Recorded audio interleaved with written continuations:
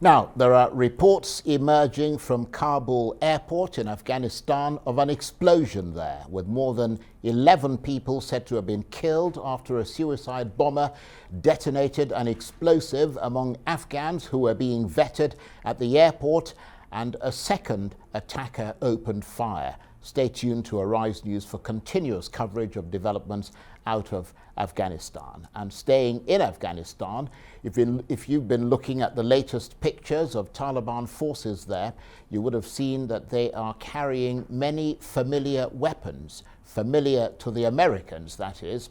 And we're not just talking about traditional US weapons such as M16 rifles. American officials are among those taking stock of what material was lost by the Afghan army.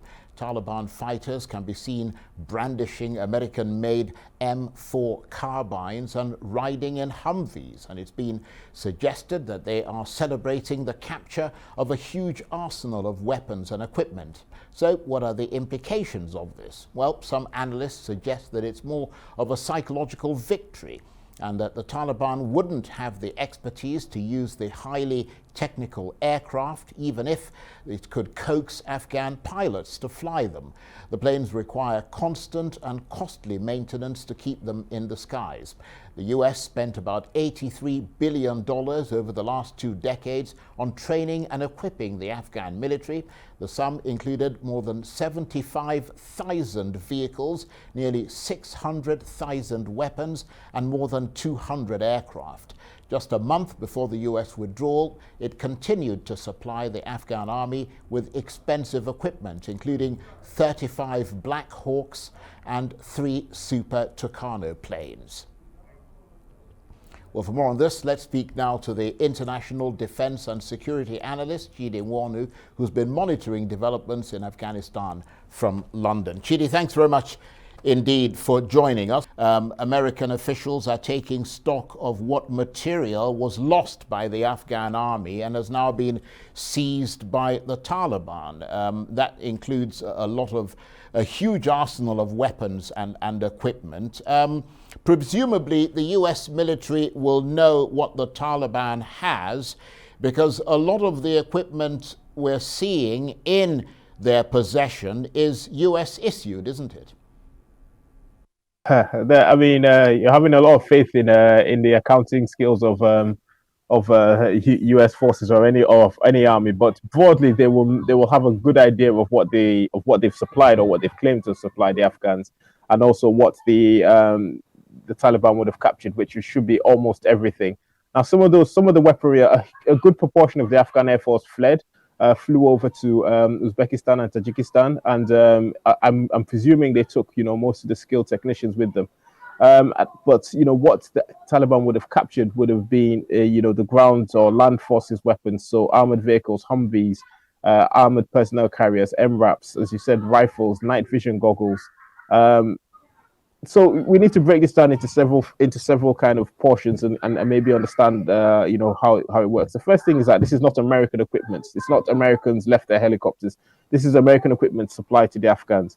Now, when the Americans supply their equipment to their allies, even to their close allies, be it the United Kingdom or Israel or Turkey, their NATO allies, etc., they will always degrade that equipment slightly. It will never be the same specification as their own. That's just a common sense to stop anybody from being able to compete to them on the same level, and also to prevent that equipment from being reverse engineered. In that same vein, there's some proprietary elements that needs a US assistance in order for it to operate, and without that it's not going to operate. So those are the first things that to be aware, that they've got good equipment, but a lot of it is not going to work very soon. The helicopters, we can almost certainly write them off. Black Hawks are not easy helicopters to maintain in the first place. Not many countries fly it. If it was like an Mi-8 or an Mi-24 or Hind, where they're ubiquitous, you can get mercenaries or contractors in from anywhere, then you'd worry a lot more about it. A Black Hawk, those helicopters will soon be parked. The Scout helicopters, same thing. The Tucanos, most likely the same thing. They'll, if they're really lucky, they can get some people in at high expense to keep these aircraft flying. But soon they'll have to park them because they'll run out of spares. The vehicles again, they will come in use. They've captured so many Humvees that they'll be able to keep those Humvees going just by cannibalizing different ones for spare parts. But the Humvee again is a notoriously fickle vehicle. The Americans themselves, the American military themselves, dislike the vehicle because it's so complicated and it's so prone to break down. So how long they'll keep them on the road is again up for grabs. Same with the MRAPs. So they've captured a lot of equipment from a psychological point of view, from a propaganda point of view. It's devastating. It's there's nothing worse than seeing the enemy with your weapons, with your equipment. But from a practical point of view, this weaponry has a limited shelf life. And when we're talking about weapons be captured, there's lots of other things that you've got to ask yourself, like how much ammunition was captured, for each of these weapon systems. How many magazines? It's one thing to capture an AK-47, but if you don't capture AK-47 magazines, you can't load the weapon. If you don't have the right ammunition, then you can't load that weapon. Spare parts, cleaning kits, all of these things that make a weapon system a system rather than just the what we see on the TV, just a rifle. It's a system. It needs the magazines, the cleaning kits, the ammunition, the spare parts. And without all these things, those weapon systems will eventually break down. But that's just putting it. That's the long-term view. In the short term, they've got a huge amount of weapons. And the final point I want to make on this is that it's not just about the Taliban having these weapons. It's what they can use these weapons for. So it's not just equipping themselves. These weapons can will inevitably find their way to Iran, to Pakistan, to China, to Russia. Some of these systems, whether as I said, the Black Hawk might not be the same specification as the Americans' Black Hawk, but it's still good enough for the Chinese or the Russians to take a look at, to kind of extrapolate what the American Black Hawk can do, and to try and train against it, or try and look at its defensive aids and see how they can defeat them. And with the small arms like the rifles and the NVGs, the night vision goggles, and all the other small ancillaries, they're great to distribute around to other terrorist groups or jihadist groups, or any other person who has money and wants them. The North Koreans might want, I think there's several tens of thousands of night vision goggles. So North Koreans will be quite happy to buy things like that. So it's not just the immediate effect on upskilling the Taliban's capability. It's how they can then use those weapons and those systems, not just for the prestige, the propaganda element, but also to spread their influence by selling those weapons or transferring those weapons to other partners or actors. Well, thank you very much indeed for that analysis. It really is very informative, and I have to say hugely interesting. I wanted to talk a little bit about the implications of the Taliban coming across all this weaponry a bit later in the program, the implications for security in the region. And also, we've obviously seen pictures of them armed with what are clearly American guns and so on and so forth. So they must have the ammunition that goes with those guns. So given all that, can it be said that this represents a considerable increase in the Taliban's arsenal and their capabilities? Because even before this, they looked like one of the more well-armed militaries in the world, having been able to defeat the, if you like, proxy might of the American army through the Afghan forces. Yes, I think it's fair to say that they have significantly increased their skill, not their skill necessarily, but their capacities and their capabilities. Because as I said, whilst we have to factor in that, a weapon is a system, so you need all of the parts to make it work. The Afghans retreated, the Afghan army and the government of Afghanistan retreated so quickly that they didn't destroy a lot of this equipment. And as you can see from the videos during the offensive, the Taliban offensive, the Taliban were capturing, bases intact, and they were showing off how much ammunition they had captured, how many weapons they'd captured. So it's fair to say they've got ammunition for these weapon systems. They've got the stuff they need. But again, the point I'm trying to make is that they've got a finite amount. So even if they've captured 10 million rounds, they will eventually, run out of those weapons. And before you fired off, and I'm just using 10 million as an example, before you fired off 10 million weapons through 10 million rounds of ammunition through your weapon system, those weapon systems will need replacing, will need repairing. So the most positive gloss I'm putting on this, and there's not a lot of positive in it, is that eventually they'll run out of ammunition, especially for the M4 and the M4s and the M16, which is 5.56 ammunition, which is it's not impossible to get from China or from Russia or from any other country. But it's not the most common and the cheapest ammunition you out there. For Right, the other okay. Chidi, do stay with us. We're going to come straight back to you and talk a bit more. Really fascinating analysis there. You're watching the Arise interview. Plenty more still ahead as we continue our chat about the billions of dollars worth of American weapons left behind in Afghanistan and now seized by the Taliban. Stay with us.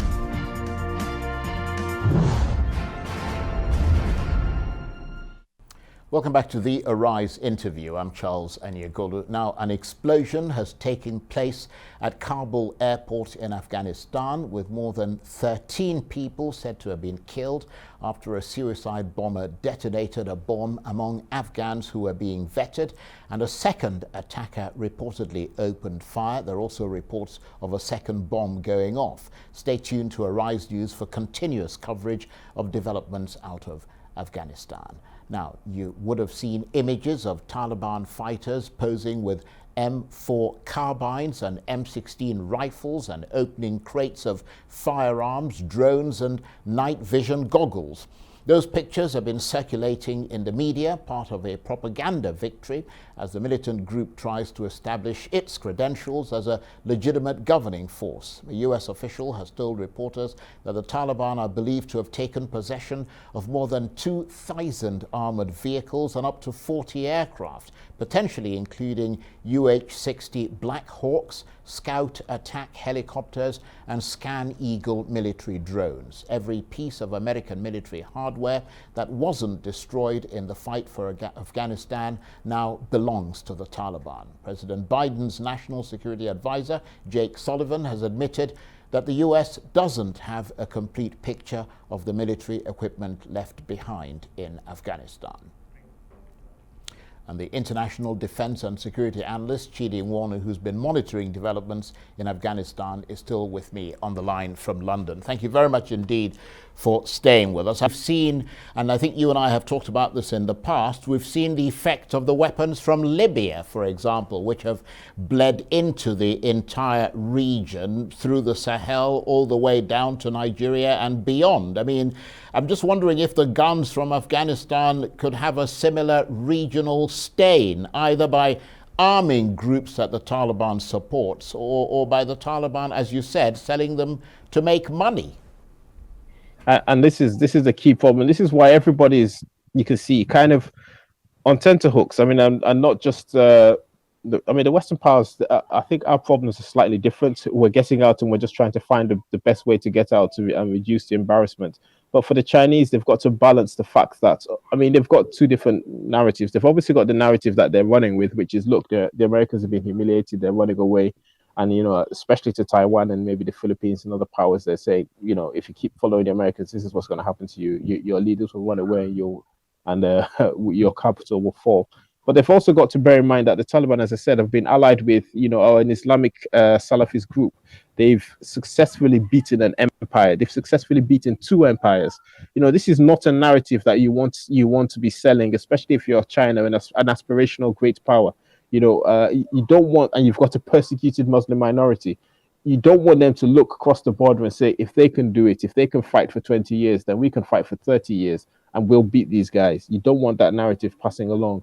And beyond, and then if you can reinforce that narrative with weapons, then you've got a big problem. So the Chinese are in that dilemma, in that they're not going to ostracize the Taliban. They're going to try and have a constructive relationship with them and try and co-opt them. The same way they've managed to co-opt a huge proportion of the Islamic world to not talk about the Uyghur situation, they'll try and do the same with the Taliban. Okay, we've got about a minute or so to end this very interesting chat. But I wonder what you think, Chidi. Would there be any interest for the Americans in trying to take out any of the heavier equipment? I mean, things like helicopters, attack planes.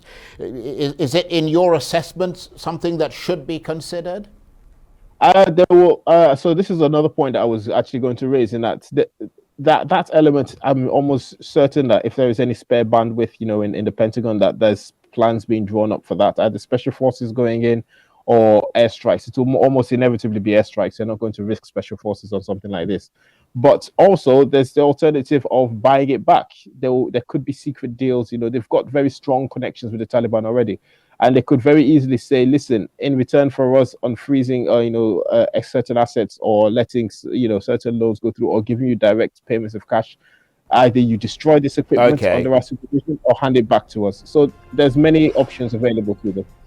Chidi, you're an absolute star. Thank you very much indeed. Chidi Nwaonu, the international defense and security analyst, talking to me about developments in Afghanistan from his perch in London.